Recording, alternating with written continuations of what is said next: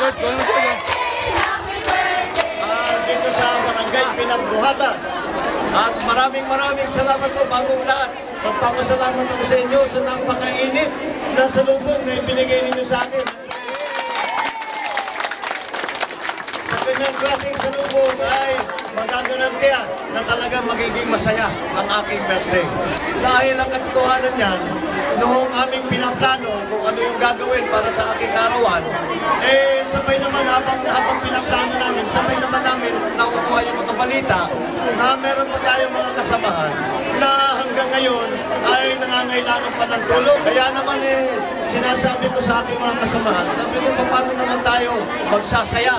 Paano tayo magpaparty kung ang ating nasa isipan natin na yung ibang kasamahan natin ay naghihirap pa. Hindi tayo makakapag-enjoy ng mabuti. Kaya sabi ko, ang gawin natin, imbis na mag-imbita tayo ng maraming tao, tayo ang pumunta sa taong bayan. Tayo ang para naman dito sa inyo, dito sa barangay Pinagbuhatan, kahit sandali lamang, tayo magsasaya ng magkasama-sama.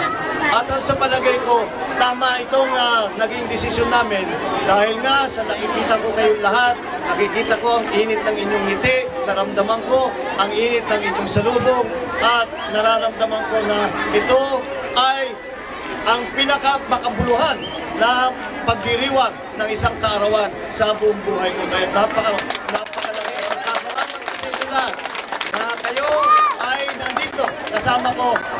Ako na nahanap ko na kung saan ako dapat talaga mag-birthday. Maraming salamat sa inyo. Pagbisita sa atin dahil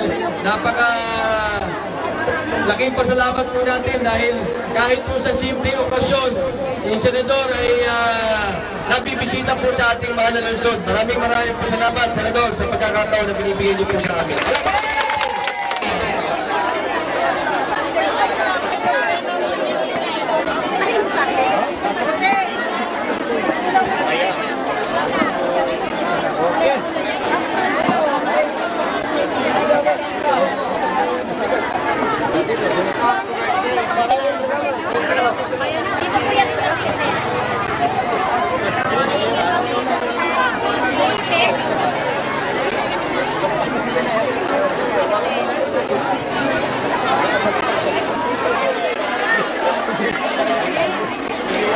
Sabihin mo nga